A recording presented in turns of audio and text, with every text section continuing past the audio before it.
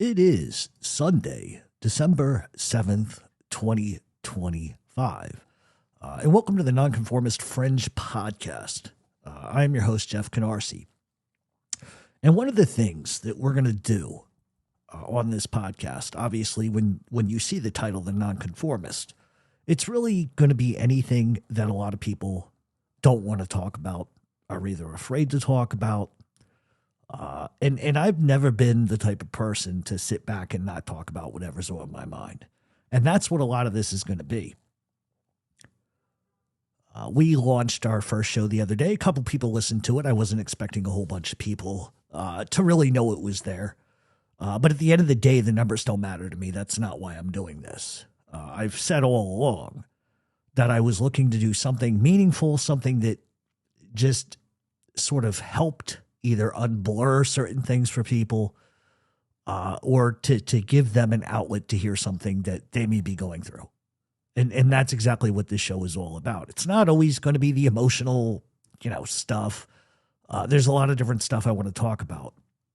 But it's important to me at where I'm at in my stage in life to talk about the things that really matter, especially when you come to YouTube and there's nothing but lowbrow garbage. That's all it is for the most part.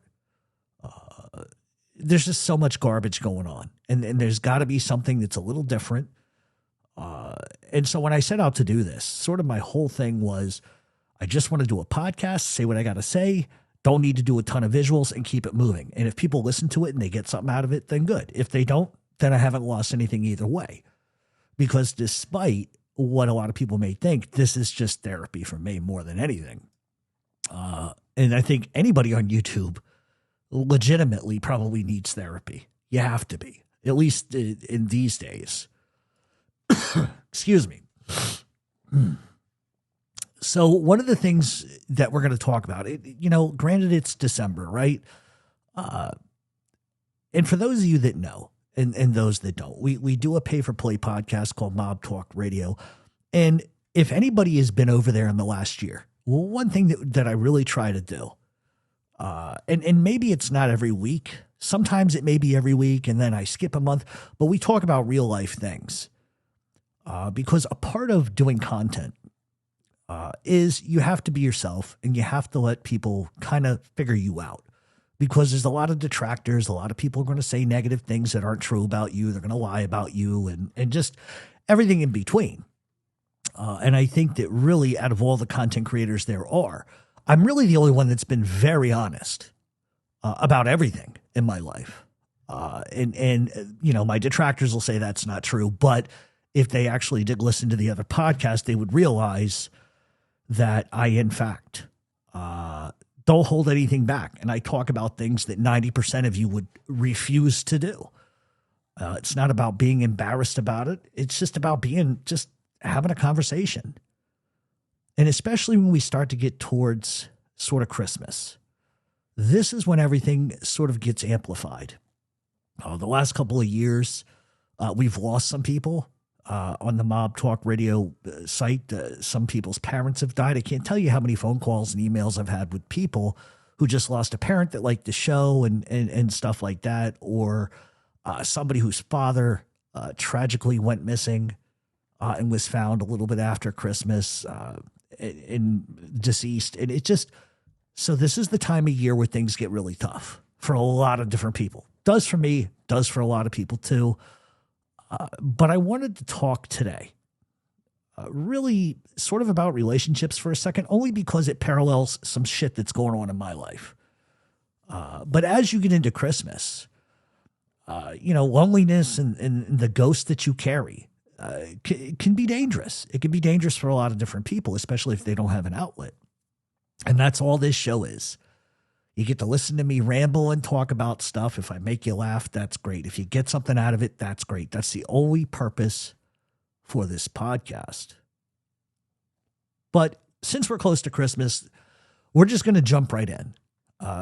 Christmas has a way of amplifying everything. For some people, it's happiness, it's joy, it's memories. And for others, there's like an emptiness, an utter emptiness. It's a season drenched in nostalgia, expectation, and the illusion that everybody is supposed to be surrounded by love. But that's just not the case for a lot of people. Because when you're alone, the lights feel colder, they're not as bright, the music feels more distant, and the silence becomes a mirror that you never asked to deal with. And the truth of the matter is, because you'll always hear this, oh, the holidays are special and this and that, and they are when you're 10. And when you have grandchildren and children, yes, of course. But the holidays don't heal anything. They expose everything. The ghost of old relationships, pull up a chair at the table. And the mistakes, the heartbreaks, the versions that, of you that existed only inside of somebody else's eyes, they all come back to haunt you. It's like a haunting refrain. And being alone at Christmas doesn't make you broken. It doesn't make you a broken person. It makes you aware, and awareness is the beginning of truth. And so the reason why I chose to talk about this soft, sensitive, emotional topic is because nobody does, at least from the male perspective. And there were times in my own life, I wish somebody, would have sat me down and told me all of this stuff.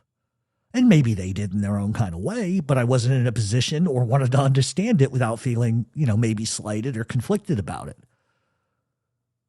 And along with the holidays, some of you are not in contact with loved ones. Maybe some of you are going through all of this nonsense right now. And maybe some of you are trying to figure it out. And the reality is, all this is meant to do is help. And if it helps, great. And if it doesn't, then just keep it moving. And I think it's a topic of conversation that a lot of men can't have. Men got to be tough. They got to be stoic. They can't be sensitive. They can't be emotional. All this stupid shit you hear.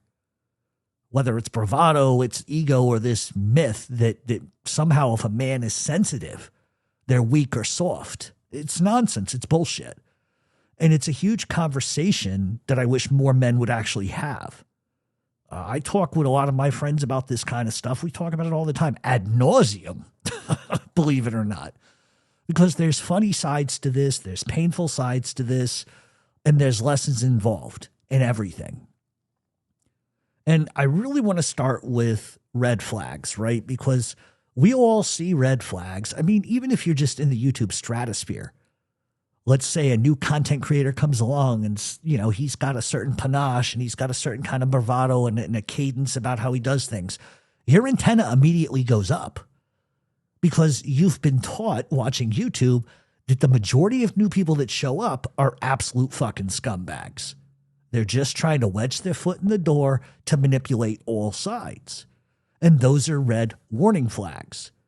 And the only reason why I'm sort of making that comparison is I think a lot of people that are going to listen to this are familiar with the YouTube nonsense that goes on. And you'll be like, yep, I knew when that person showed up, they was going to be a bad guy. And that's the thing. A lot of people ignore red flags. And granted, this is not sort of starting in the correct order. Because, naturally there's like a descending list that we would go through here. But I wanted to really start with this because this is a big thing. And I am guilty of this probably more than anybody else. And the psychology of ignoring red flags, it's hope is blinding, right? Hope is like one of those things. How many times have you people heard, oh, it's going to get better. And I don't have time for hope. Hope doesn't do it for me. It's either going to get better or it's not. Hope is a fantasy, right? And the reality is that human beings don't fall in love with people. They fall in love with potential. And so when we meet somebody, we construct a version of them in our minds. It's a projection, a fantasy, a carefully curated character built from the fragments of truth with a whole lot of fucking hope. Red flags threaten those fantasies. And hope is incredibly stubborn. And to acknowledge a red flag means acknowledging that the fantasy you might have just might not be real. And that's a loss that most people can't deal with. I think we've all been there. And your brain will lie to you. Your heart will lie to you. You can't listen to either one of those. Because your brain will say, oh, they're treating me like crap, but your heart will go, oh, but I love them. You can't listen to either one of them. They will steer you down the wrong path every time. And so when reality contradicts what we want to believe, the brain doesn't change its belief, it just bends the reality. And that's what they call cognitive dissonance. Oh, they didn't mean it. They were just having a bad day. Everybody has flaws. It's not that big of a deal. These are things that our brains rewire and rewrite for us so that we don't have that flight or fight reflex. We rewrite the meaning of the red flag because we don't want to confront the pain that that's going to represent. And so we don't ignore red flags. We reinterpret them until they no longer threaten the story that we're so desperate to maintain and continue on with. And any time that you're emotionally invested, you create this denial that's just unbelievable. Because once we've invested time, emotion, vulnerability, or identity into somebody, walking away feels like an admitted failure. And the more we've given, the harder it becomes to let go. We ignore the red flags because we imply that we made a bad choice. And the ego hates being wrong more than anything else. And so instead of walking away early when we see all of this shit, we double the fuck down. And we treat emotional investment like a sunk cost that must be salvaged, even when the salvage is killing us. And so red flags trigger our attachments, not our logic. And what I mean by this is people ignore warning signs, not because they're foolish, not because they're blind, but because their attachment wounds override any rational thought they could have. An attachment trauma plays out like a screenplay almost. Fear of abandonment makes you minimize danger. Fear of being unwanted makes you tolerate disrespect. And childhood instability makes chaos feel normal, like home. And this one's a big one. Low self-worth makes you think that red flags are normal. Low self-worth makes you think that red flags are normal. And your nervous system doesn't choose what's healthy. It never will. It chooses what's familiar, what you're comfortable with, what you're used to, what you've adjusted to. And this is why toxic relationships are intoxicating. Your brain mistakes danger for destiny.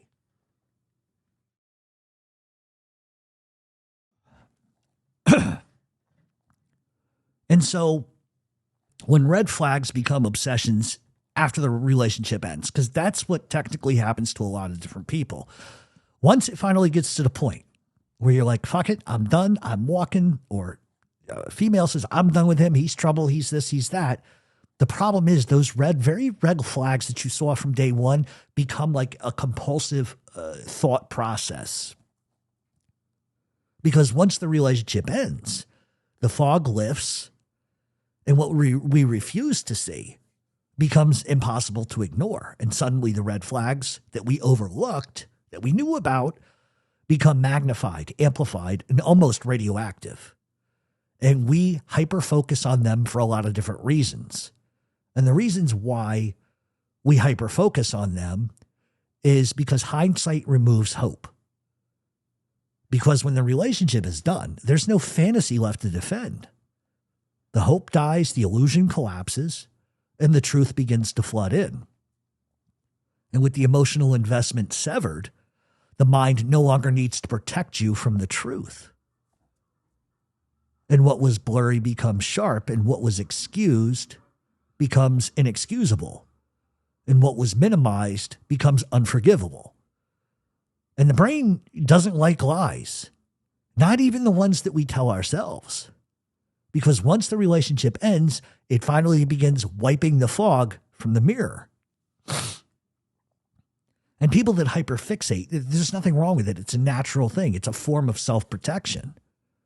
Because after harm is done, the mind combs through every fucking little minute detail trying to create a psychological shield for the future. Oh, if I see this again, I'm not going to tolerate that. And hyperfocus is what your brain is saying to you right there is never again, study the pattern, remember the signs, do not let this happen to you again. And it's really not obsession, it's a defense mechanism.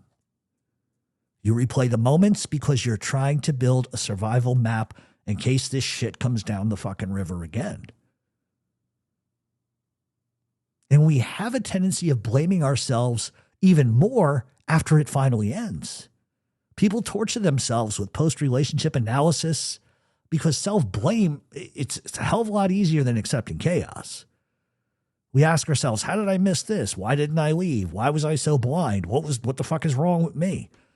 And self-blame is painful, but it gives the illusion that we're in control. Well, if I caused it, then I can prevent it next time.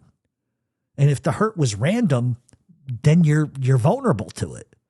And vulnerability terrifies people more than heartbreak. Showing that side of being catastrophically devastated by something. That is more painful to show than, well, she dumped me, my heart's broke. And the whole entire time all of this is going on, your mind is seeking closure through analysis, and that's not always helpful or healthy either. Because when relationships end without clarity, or they end with betrayal or emotional carnage, the brain doesn't know where to file that experience. So it investigates and investigates and investigates, and then hyperfixation is what the brain is really looking for. Because hyperfixation brings meaning, resolution, narrative, coherence, and the answers that will make the pain feel logical. Sometimes pain does not need to be logical. There doesn't need to be a reason for why this fucking bitch cheats or this asshole cheated on you or whatever. It doesn't need to be logical. But that's where the battle comes in with us, is because we need to justify it. We need to justify it. Okay, well, this makes sense. You cannot justify ugly. There is no justifying it. And what ends up happening is you end up sort of getting stuck. But when you go through hyperfixation, there is some positive points to that. And the positive point is you're processing it in your own way. It's not the healthiest way. But unfortunately, it's a necessary way. And people always, have said to me when I have these, sort of discussions is they say, okay, it was bad. These things happened. XYZ happened. Why is it a month after the fact I'm hurting even worse than when this shit began? And the reason why is because once the threat is gone, there's somewhat of maybe not a final resolution to it, but there's like a sort of a nail in the board. Your trauma begins to emerge because the threat is gone. Because while you're in that relationship, your brain is in survival mode and it shuts down awareness to avoid emotional collapse. Once you're safe, however, the trauma comes, and it comes like a fucking freight train. It's delayed, it's raw, and it's loud. And then your mind finally has the space to acknowledge the damage. And hyperfocusing is simply the trauma trying to speak to you. And there's a dual reality to all of this. There's blindness in love and clarity in love, in loss. And ignoring red flags isn't a stupid thing. Like, it's just survival. And hyperfixating on them afterward, it's not madness. It's how you heal. And that's why when you call people and you're giving them the same, and everybody has this phone call that comes, Billy, Susie, whoever the fuck. And it's the same narrative. And you already know when they call what it's going to be about because they're talking about the same thing. And a lot of people get annoyed with that. But you have to understand not to get annoyed because this is their process of how they get it out. Yes, they're going to make excuses for the other person if they're a shitbag. They're going to dummy down the shitty things they might have done because that's just human nature to do it. But you have to give them an ear and listen to that. Yes, they don't listen to us. We can tell them, we could say, I told you so a million fucking times to people.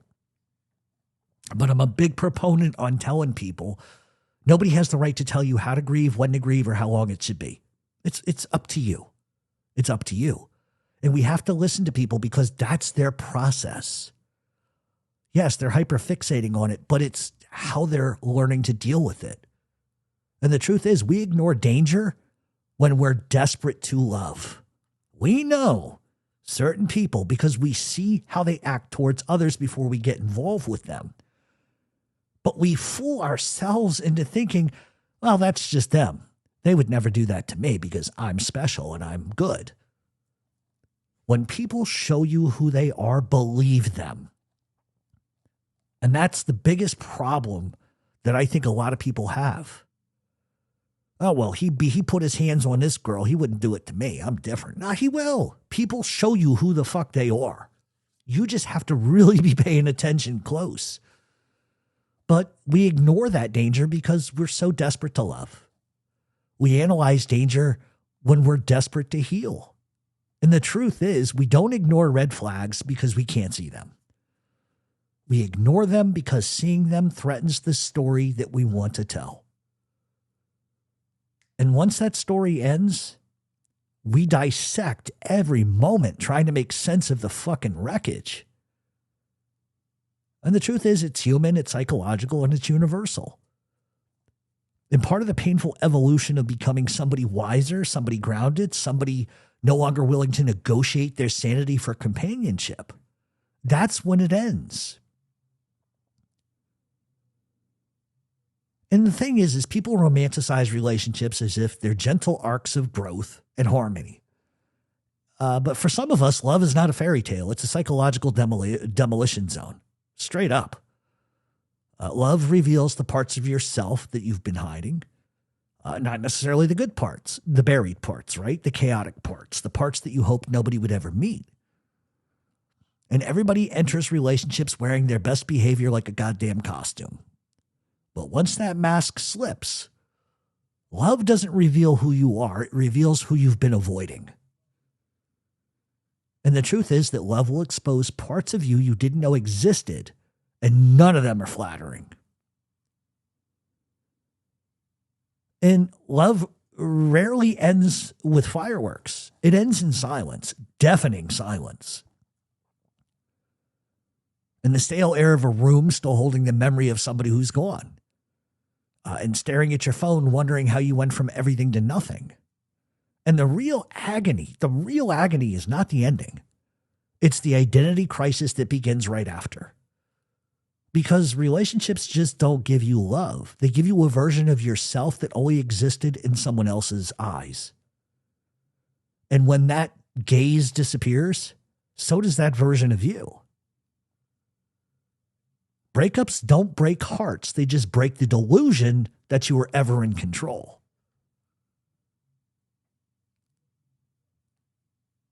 And here's reality. Raw and unfiltered. I have loved people who didn't know what to do with me. I have stayed long after the expiration date.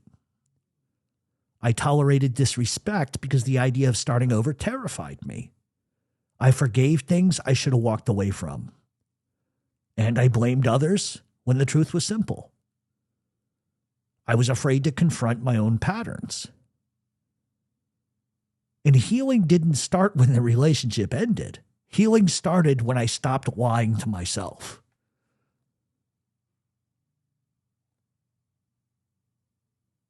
And that's what we're here to talk about today. Yes, it may be a little emotional, gushy bullshit that people don't want to hear, but it's the reality of it. Because oftentimes you'll hear, and then we're going to take a break and come back and keep going. Oftentimes you will hear somebody say, well, we need to take a step away from each other and figure this out. No, what that really means is you're driving me fucking crazy. You're driving me crazy too.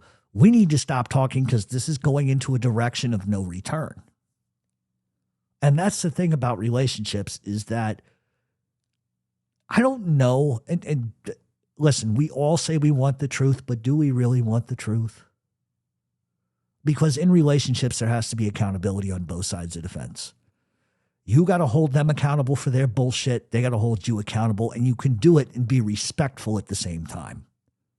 But some people just aren't wired that way. And so we come back. I'm going to tell you a little story about somebody. And I'm going to be honest about it. And it's funny because I talked to somebody yesterday afternoon about doing this show. This, yeah, I'd be real careful if I were you, because I don't care what the haters have to say anymore. I'm just being honest. And if they want to make fun of me for it, so be it. But at least, I've had somebody in my life, whereas most of these people don't. And it shows because of the way they disgustingly attach themselves to people they don't know. Because that's what they do. Anyway, we're going to take a break. We come back. We are going to get into part 4, which is going to talk about staying too long in a relationship. And I'm going to tell you a story about somebody I know. Stay tuned on, I almost said Mob Talk Radio. That's fucking disturbing that I would even think about that. Stay tuned. We'll be back on the Nonconformist Fringe Podcast.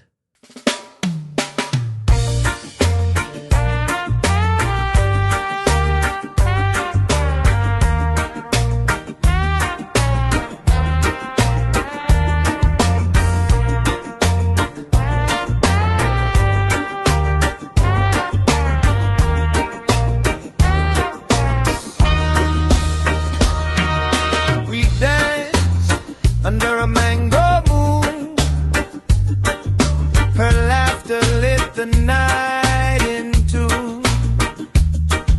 Our hearts beat slow but felt so soon.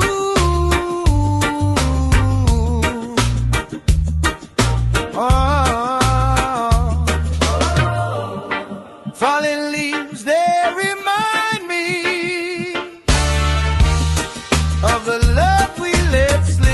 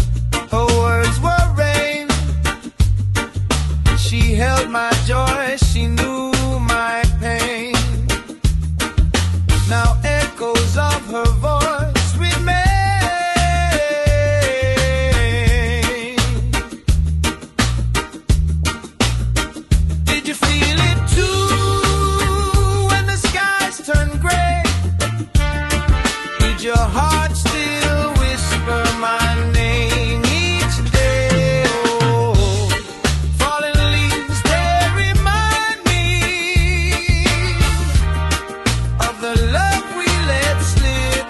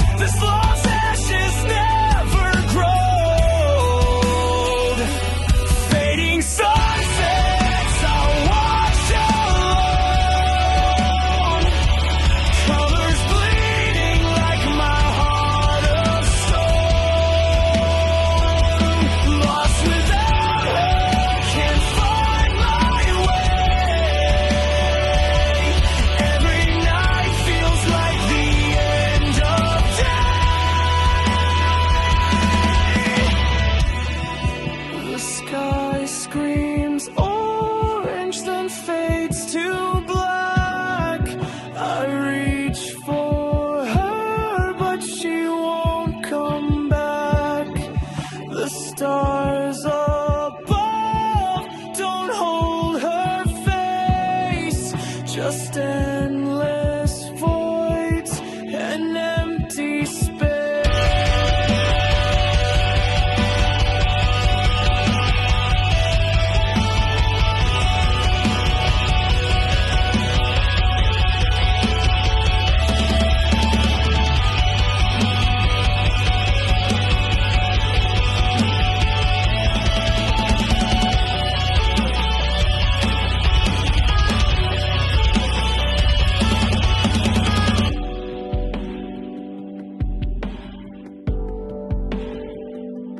Fading sunsets, I watch alone. Colors bleeding like my heart of stone. Lost without her, can't find my way. Every night feels like the end of day.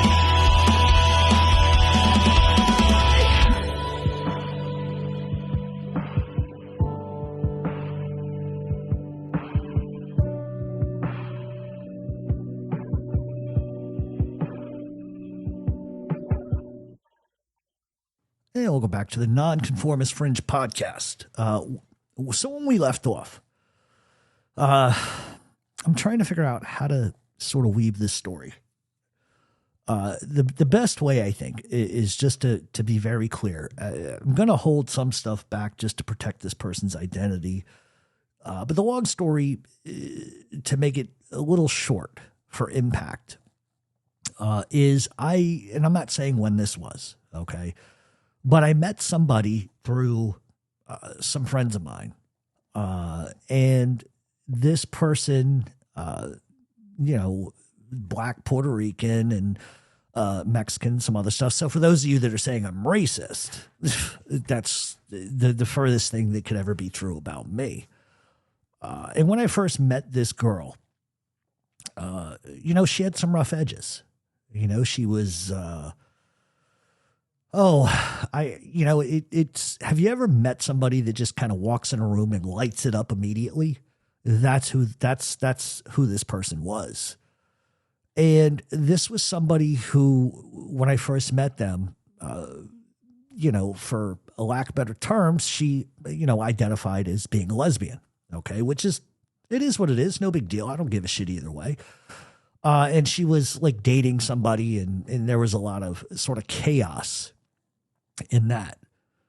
But one of the things that attracted me to this person, just on a human level, was that our stories were very similar. Her story, listen, and I don't want to like put her business out there, but let's just put it this way. This is somebody who her whole life had been treated like she didn't matter.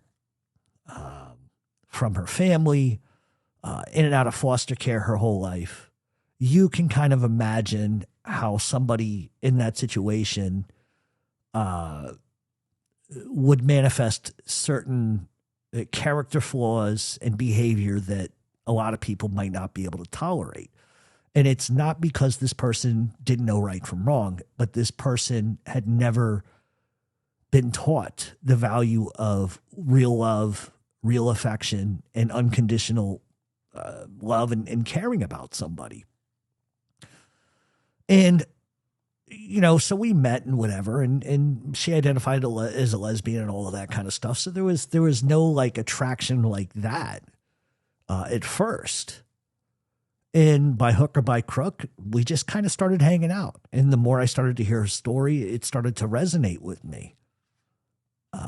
And a friendship, a very close bond was made almost immediately, which is kind of a red flag. Because when you get so close to somebody so quick, and even though, we had very honest conversations and shared stories, like we knew each other very, very well, it sort of took a turn, and it took a turn because things got intimate, right? as they do with two people who I guess are attracted to one another. And that started sort of this whirlwind kind of thing. But the problem with that is that you have to be very mature to be able to handle something like that, because is it a physical aspect of a relationship that's a friendship, or is it going into something else? And I think at the time, once again, I'm not going to say when this was, but anytime you start to have feelings for somebody, if you're not clear out of the gate, you know, what it's going to be, then you're asking for a world of hurt. And what ended up basically happening was this person, you know, I thought, you know, was honest about everything. And she was to a point. She held back certain things, but she also had and could have a demeanor like a rattlesnake for no reason. And I think a lot of that was because here she is sort of basically in a pseudo relationship with a guy for the first time in her life. And all she's been used to is certain kind of things. And here's somebody that was nice, considerate, and, you know, all of these things. And sometimes when people are not used to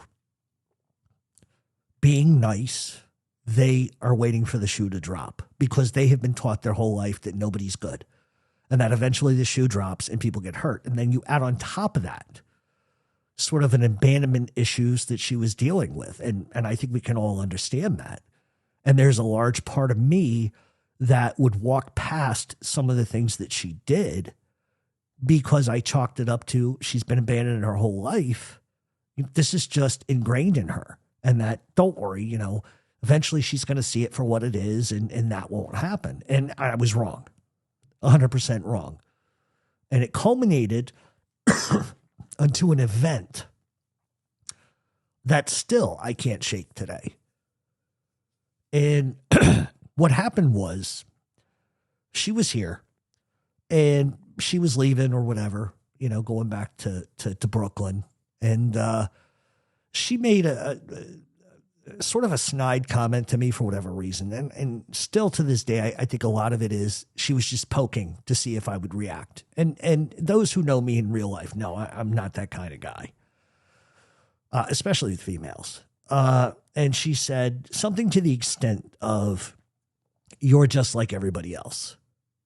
And what it was she was sad that she was leaving. We enjoyed spending time together, whatever the case. And she was just in her own way. And go back to these red flags we talked about, because this is me walking past her actions, giving an excuse. And that's sort of the focus that I want to hone in on here. But more or less, you know, I calmly just looked at her and said, "Well, listen, I let you come and go as you want. I haven't tried to pin you down to nothing. We have this secret relationship going on where publicly, you know, you're telling people you're gay, but then privately there's all this stuff going on." So it was very confusing to me. And I basically just said to her, "Well, listen, I'm not like everybody else, but if you think I am, you know, listen, nobody's forcing you to come here. I mean, you can stay or you can go. It doesn't matter to me." And that was the lightning rod for her to go ballistic. And I'm not going to get into what she did, but it was violent. And it ended as quick as it started. And she broke a bunch of shit too. And she walked out. And that was tough because everything we had been through, like, I am a non-violent guy with women, and she did what she did, and I just let her do it because what's the point, right? When somebody is that triggered, you're better off not saying nothing. And a couple weeks later, I get this email apologizing. "I'm so sorry. You know, I told you in relationships, I get violent with people because that's how I can prove to myself they truly care if they don't fight back." And I think everybody she's ever been with in her whole entire life has punched her back or slapped her or yelled at her. And I'm none of those things. So I think it was a real mind fuck for her that, damn, no matter how much I push him, he is not going to react like that because it's just not in my DNA. And long story short, I allowed her to come back into my life, which was probably a mistake, right? And we had gone somewhere just kind of hanging out. And, you know, once again, it became I'm gay shit, which is fine if that's how you identify, but it was very confusing to me. And when I would try to explain myself to her, it would cause an adverse reaction of, you're getting emotional. Why are we getting into these emotions? She just was not comfortable dealing with real world shit. And I get it. And I understand that. And it went from that to her making threats again. It's like, all right, here we go again. So I just fuck it. And I walked. Again, get another email. Oh, I'm sorry. Or no, actually, she showed up.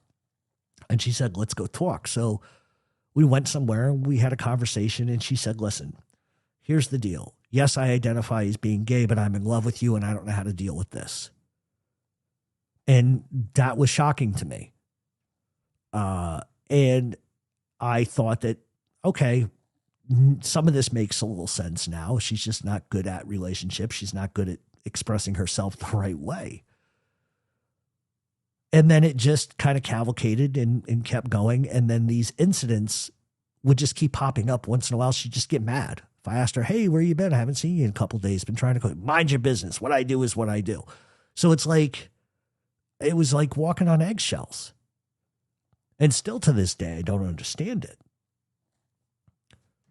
And so to sort of push this a little further, and I want to be careful how I say this, but we were always the type that no matter what happened, listen, I'm a forgiving guy. I can forgive anything, right? Because at the end of the day, for me, it was always more important that she was happy and she was okay and she had a lot of problems. So I was always trying to look out for her. And then she just disappeared.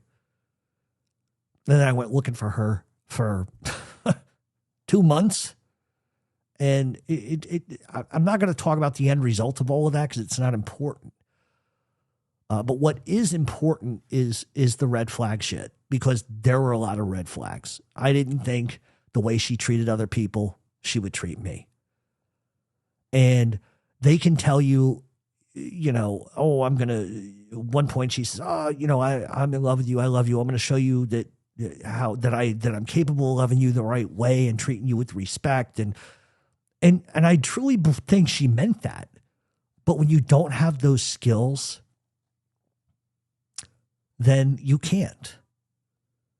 And people that are hyper-focused and fall in love quick and who get attached very quickly, it burns incredibly bad when it fizzles out.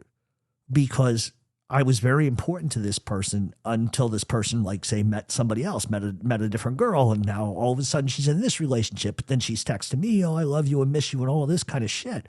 And it was very confusing to me. And so the whole time this is going on, I see the red flags. I know what's important. I know what's not. And she was abusive. Let's just be honest about it. She was abusive. In fact, most of the people I've chosen to be with in my life have been. And it goes back to what we said at the very beginning. And I even, believe it or not, reached out to Angel Gotti over this. And I think she sensed something was off with me, because I'm very predictable certain kind of ways. And, you know, she's, where have you been? What's going on? And I said, well, and I told her, and I could tell she was stunned, because I'm not the type of guy that would ever allow that. And she just told me, get the fuck away from this person. That is not good for you. She's never liked anybody I've ever been with anyway, because I tell her the truth about shit going on. But that's the reality of certain relationships. And there's a lot more I could say about her and that situation. Listen, I don't have any ill will, because I believe in, you got to forgive. You don't forget, but you forgive and you keep walking. But staying too long, for some reason, we hold on to what hurts us for dear life. Because we tell ourselves the lie. It's going to get better. I'm a good guy. She'll eventually see it. And hope is a seductive thing. Hope keeps people in burning buildings. You know, love might be blind, but denial has perfect vision, as they say. And a lot of that, too, is the fear of starting over. People don't stay because they're weak. You know, we always have friends that stay in these fucking horrible things and we're like, God damn, why can't they see it? They see it. And it's not a weakness that they can't get over it. They stay because starting over feels like death. When you give yourself to somebody like that and they strip you down to nothing, it's hurtful. And it feels like death. Better be the devil you know until the devil burns the whole house down. And we have a tendency on focusing on the memory of who they used to be. You don't stay for who they are. You stay for who they were. And then you go through the trauma loop. You try to fix the person who broke you. Let's fix them. We can fix them. Relationships are not rehab centers. You cannot fix broken. And you can kitty bar the door all day long and say to yourself, this part of it or this much of it I can accept because they're flawed. The problem is that if people are incapable of either caring about the damage they do to you or they don't understand it, that's not somebody you need to be with, because you're going to be band-aiding a cut and a wound that is never going to close. You know, nothing says romance like trying to fix somebody who's busy destroying you.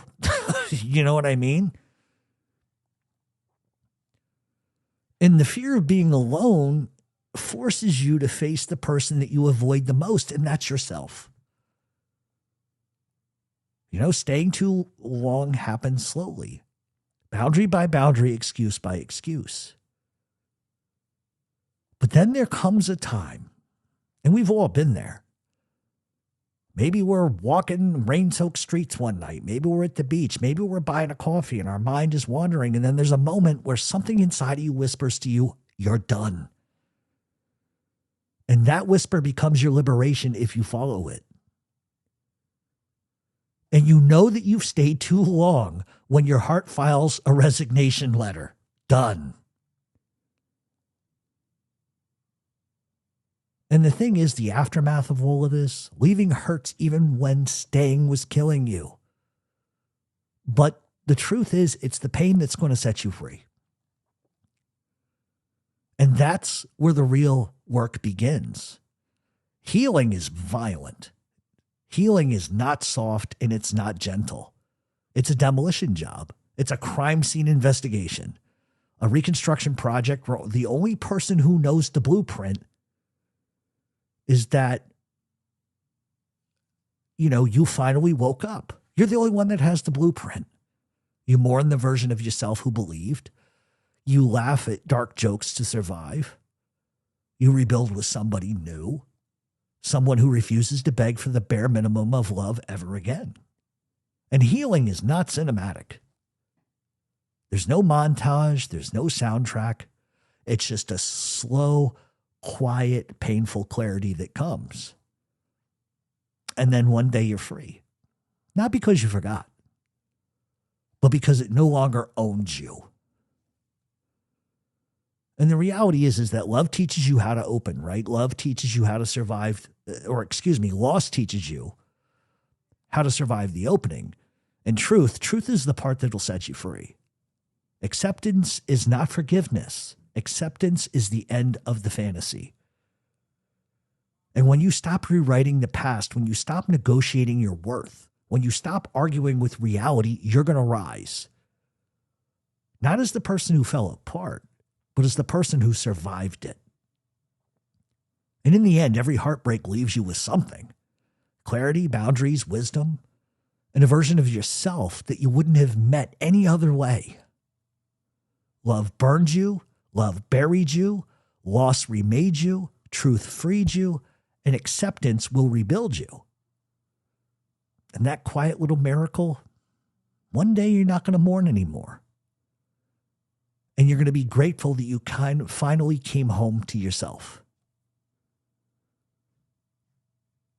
But nobody ever warned you. We was kids, nobody ever told us, by the way, the silence after the war is going to be painful. Not the breakup, not the final argument, not the moment you finally say, fuck this and walk away, but the suffering, suffocating quiet that follows when the dust finally settles and you're alone with what's left of whatever you are. You expect relief, you expect freedom, you expect to be able to breathe. But the truth is much harsher than that. You don't recognize yourself anymore. Because when you spend too long in a toxic relationship, you just don't lose the person. You lose the version of yourself that you were before them. You lose the softness, the certainty, the optimism, the instincts that you once trusted. You lose time, sleep, dignity, pieces of your identity you didn't even realize you were bargaining away. And the aftermath is where you meet the stranger that you've become. And that stranger is built from the compromises that you should not have made, the red flags you pretended were fireworks, the apologies you gave when you were the one bleeding, the nights you stayed awake rewriting the narrative and worrying yourself to death, and the fear of being alone that kept you from walking sooner. And the moment the fog clears and you finally see the damage, it's going to be brutally clear. Because clarity is a bitch. Clarity is a cruel gift. And it doesn't arrive gently. It hits like cold water thrown over a sleeping body. Suddenly you see the relationship for what it was, not what you hoped it could be. You see how much you tolerated, how much you carried, how much you loved, how much you excused, how much you looked to the left to. And now you're angry, not just at them, but yourself. Angry that you stayed, angry that you believed, angry that you minimized your truth to protect theirs. But I want you to hear this. Anger is not failure. Anger is a fucking awakening. And it means you're finally feeling the things that you numbed just to survive. And the truth is, leaving a toxic relationship or even a friendship, it's like quitting a fucking drug. You don't just miss the person, you miss the highs, the illusions, the chemical chaos that they give you. The addictive cocktail of affection, tension, conflict, apology, repeat. Your nervous system learned to call it love, even when it was slow poison. Detox hurts. Detox confuses you. Detox tries to convince you to go back. But detox is also the first step towards becoming whole again. And healing forces you to look at yourself, not as a victim, but as a participant. You weren't weak for staying. You're human. Humans attach. Humans hope. Humans rewrite reality because the truth is too painful.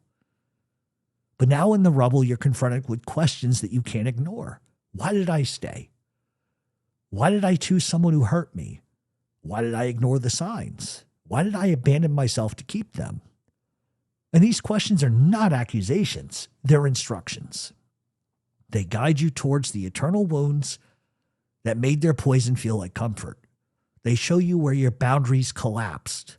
They show you parts of you still waiting to be healed.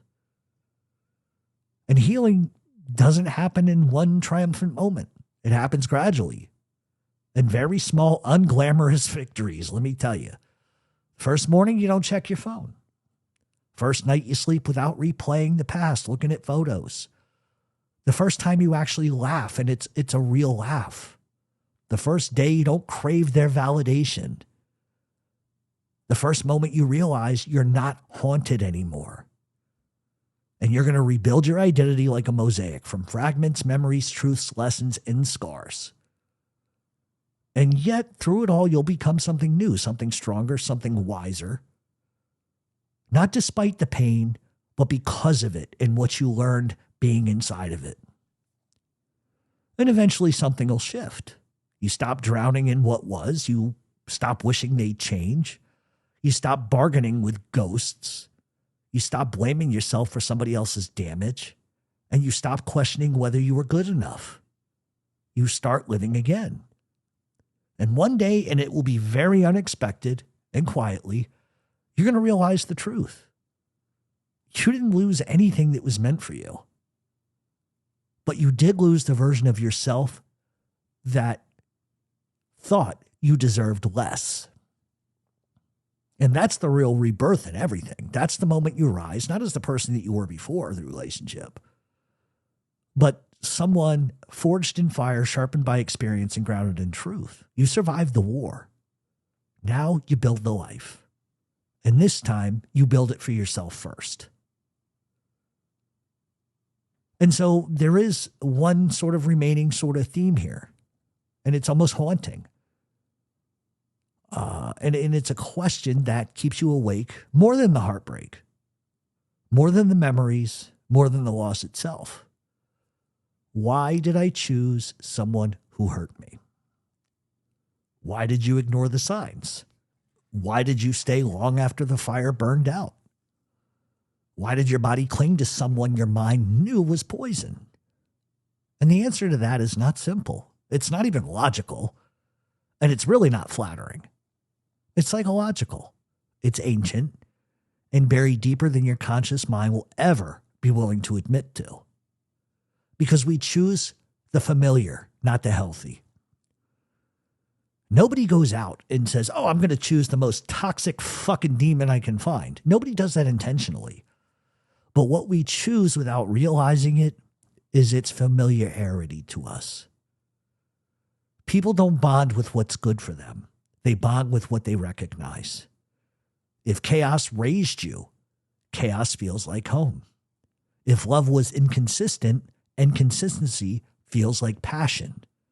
If affection was earned, validation becomes the drug. And if attention was unpredictable, emotional whiplash feels like intimacy. And I'm going to read those again because this is very, very, very big. If you've been raised to nothing but chaos your whole life, that's what you're used to. That's why you accept it. If you didn't get enough love from your parents or your siblings or friends or family, then that inconsistency of somebody coming back and forth with you, it feels like, oh, this is passionate. And if affection was earned, validation becomes the drug. You have to be validated. The only thing that can validate you is that person. And if getting attention was just unpredictable as fuck, then the emotional whiplash of being with somebody that's toxic feels like you're really in something important. And your nervous system is not loyal to your happiness. It's loyal to your programming. And so you gravitate towards the person whose patterns match your childhood wounds. That is so fucking cathartic and huge, even for me. Because that person matched my childhood wounds. You are going to gravitate towards anything that matches what fucked you up as a kid. Because somewhere deep inside of you, you are still trying to rewrite an old story with a new character. Okay, this is familiar. I'm going to go towards the fire, but it won't burn me. This time it'll be different. And you just get burned. And toxic relationships are not sustained by romance at all. They're sustained by intermittent reinforcement. And a psychological cycle, it looks like this: affection, withdrawal, conflict, apology, relief, repeat. Again, affection, withdrawal, conflict, apology, relief, repeat. And that story I told you, all 6 of those themes are just over and over and over again. Fuck you, I'm gay, blah, blah, blah. I'm sorry, come back. Do you see where I'm going with this? It's very real. And so your brain becomes hooked on the high of reconciliation. Oh God, she took off. I don't want to miss this love, and she hurt me, and but she's apologizing. Oh, here she comes. That's exactly what that is. Your brain gets hooked on reconciliation of things. Your heart becomes hooked on the fantasy of maybe one day. And the biggest bitch of this one is your soul becomes hooked on the idea that your loyalty can fix them. Trauma bonding is a cage with velvet walls. You don't see the bars until you try to leave. Your loyalty, your love, no matter how fucking strong it is, cannot fix broken. You just can't. And we don't fall in love with people. We fall in love with unmet needs. The person you chose fulfilled something inside of you that you didn't know was starving. The need to be seen, the need to be valued, the need to be wanted, the need to feel chosen, the need to rewrite a very painful past, and the need to prove that you're worth staying for. And that's exactly why I did what I did. And I'll read them again. The need to be seen, the need to be valued, the need to be wanted, the need to feel chosen, the need to rewrite a painful past, the need to prove that you're worth staying for. The problem is those are all great things, right? But toxic people don't fill those voids. They feed off of them. They amplify your fear of abandonment. They sharpen your insecurity. And they dig into the tender parts of your history and they twist them. And without knowing it, you choose somebody who mirrors the emotional injury that you never healed within yourself. And that's true. It's very sad. But the illusion of control is the part of staying too long in a toxic situation, is the fantasy that you can control the outcome of. If you love them enough, sacrifice enough, stay patient enough, maybe you can change the narrative. Leaving forces you to confront a truth that you spent years avoiding. You cannot heal someone who refuses to face their own scars and wounds. You can drown yourself in trying if you want, but all that does is teach them that you're willing to continue to fucking suffer just to keep them. And the truth is, most people don't even stay for the love. They stay because the leaving creates a void. The silence is terrifying. The unknown is terrifying. Starting over sucks, and it's terrifying. And deep down, you fear that this is your last chance at love, your best chance, the only chance you're ever going to have left. Because there's a fear. Nobody's going to want me. You fear no one will understand you the way they did during the good moments. You fear the pain of walking away more than the pain of staying. So you stay until the relationship kills you emotionally, spiritually, and then you try to crawl out of the wreckage. But the truth is this, and I'm here to tell you this: you didn't choose toxicity because you're broken. That's not why we do these things. You chose it because it matched something broken within you. And that's not an indictment. It's an instruction manual for just healing. Because once you understand the patterns, and we've said this before, once you recognize the wound beneath your choices, once you see how your past drove your desires, you're finally free. You're free to choose differently. You're free to love differently. You're free to leave sooner. You're free to want more. You're free to become someone who no longer calls pain home.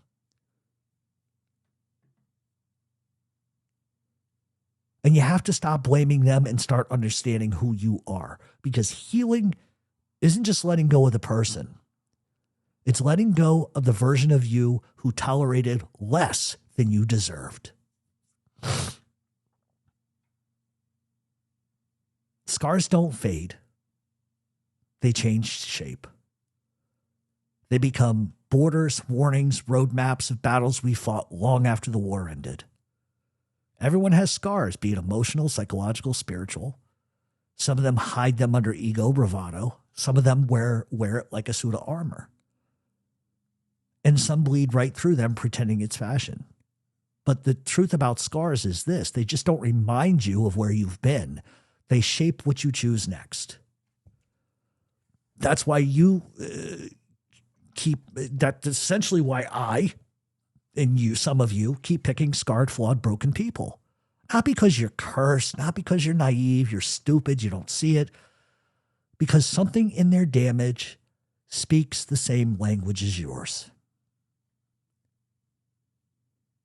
Because we recognize ourselves in wounded people. Scarred people gravitate towards each other like fucking magnets.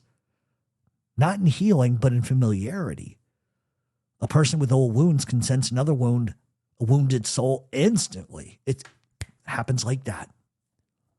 The guarded tone, the eyes that don't fully trust, the humor that covers bruises, the softness buried under defensiveness, and an emotional limp that they think they can hide. But we see that. It feels like home in a twisted, fucked up kind of way. And their brokenness mirrors yours. And suddenly you're not alone in your history anymore. There's somebody who's simpatico with you. Oh, they've been through this too. They know how it feels.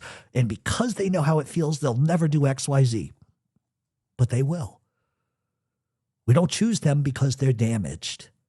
We choose them because their damage feels like understanding. And there's a strange seduction in a flawed person. I got to be honest.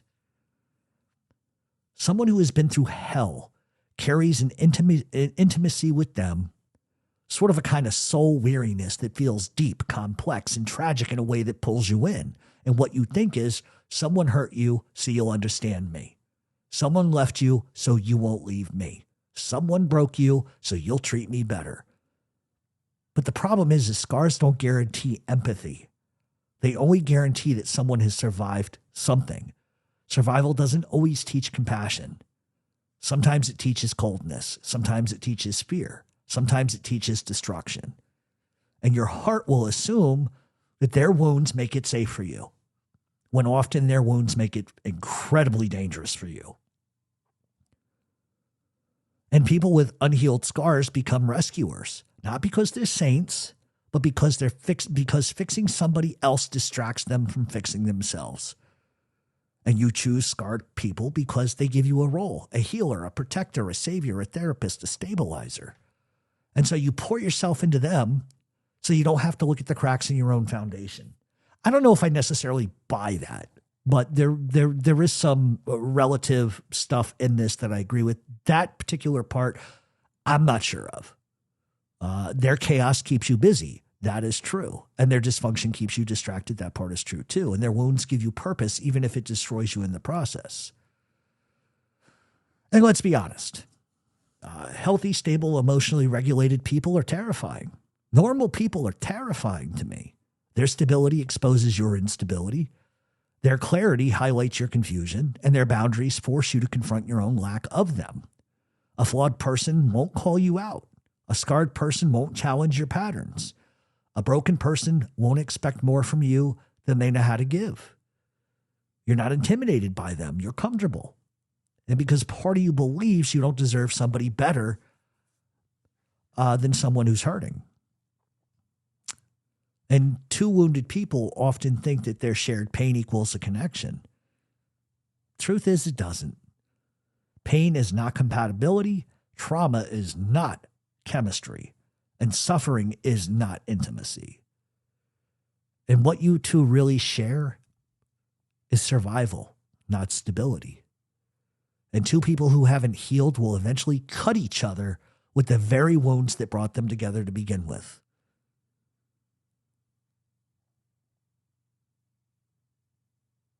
And the reality is that you don't choose scarred people because they're flawed. You choose them because you hope that if someone with wounds can love you, then maybe you're not as broken as you thought.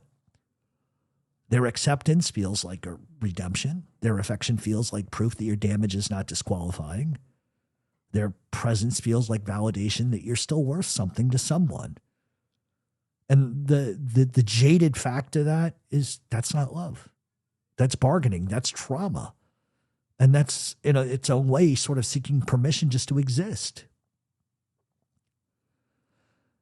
And so the moment that you finally understand why you've chosen these people, right?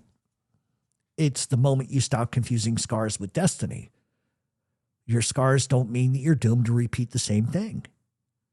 They don't mean that you're unworthy of somebody that's whole and good.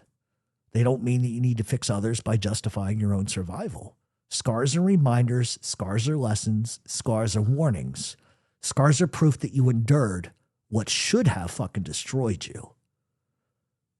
But scars are not maps for choosing partners. They're markers telling you where you need to heal. And when you finally understand your wounds, you stop choosing people who mirror them. And you will then start choosing people who won't create new scars or new wounds. And the reality is, nobody's perfect. We all make mistakes.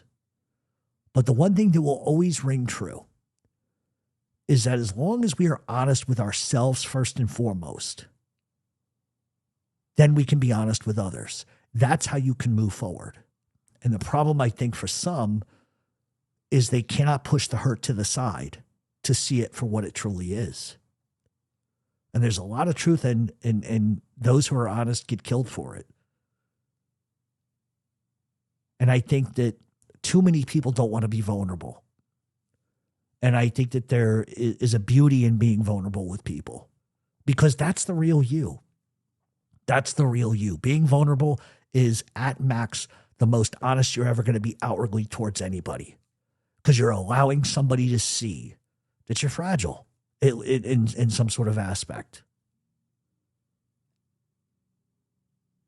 And that's pretty much it. That's pretty much it. And I think the whole message here that I want to get through to people is we're not perfect. We pick people. Not everybody does this, but I think most of us who are listening can go back to some stage in their life and say, ooh, that makes sense. And listen, it's not an easy thing. There is still a large part of me that is still upset about all this stuff. Because to me, in my own mind, it's as simple as, hey, I told you I didn't like the red color crayons. Why are you using them? It's as simple as just having a real discussion. But no matter how badly you want to have that honest, real discussion, the person sitting across from you, the person coming to meet you, the person you're waiting for for them to call you, they have to be willing to do that too. And they have to be willing to look at themselves and realize that some of the things they do aren't healthy either.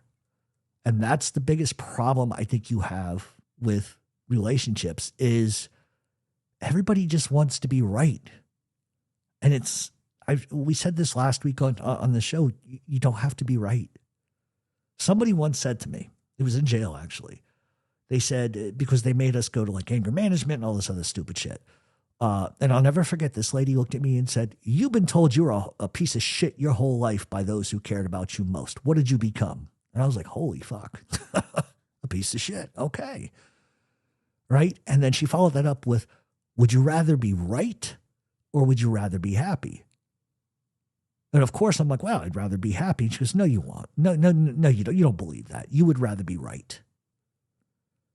And I said, well, how do you justify that? She said, because they said you were a piece of shit and that's what you became.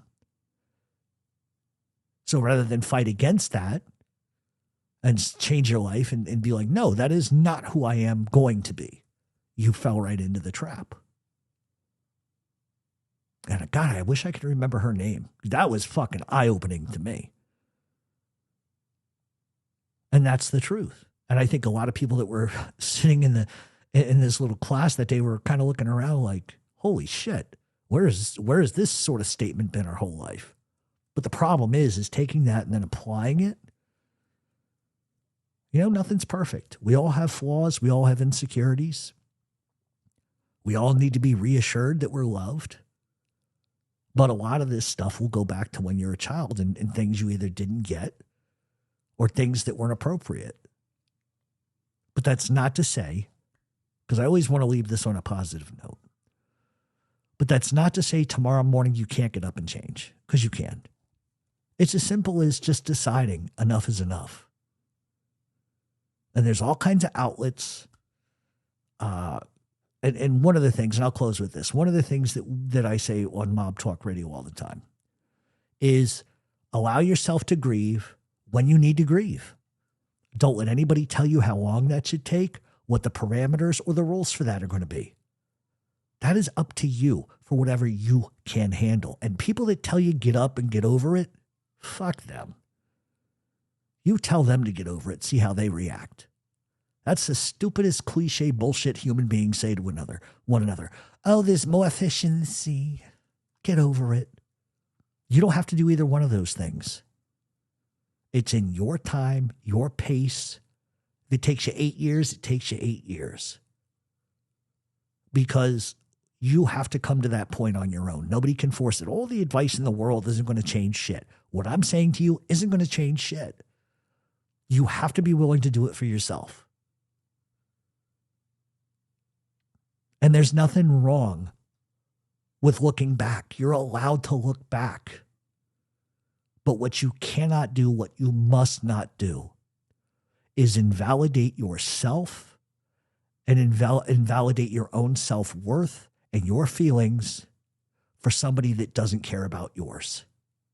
Because that's one of the biggest problems a lot of people do. Oh, I shouldn't have done this, shouldn't have done that. And that's just a part of being human. Anyway, that's going to be it for this week. I hope you guys got something from this. Maybe it helps you. Maybe it doesn't. Maybe it does nothing but give the haters a reason to laugh. But that's why we do this show.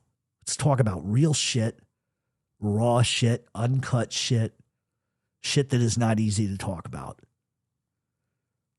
Because when I was younger, I didn't have the emotional range to deal with anything, really. I was either fighting in the streets, getting arrested, all that kind of stuff, making stupid decisions. But as you get older, you get a little wiser. And if I can save anybody from going through some of the shit I have, then that's my goal. That's going to be my goal. Take it easy, everybody.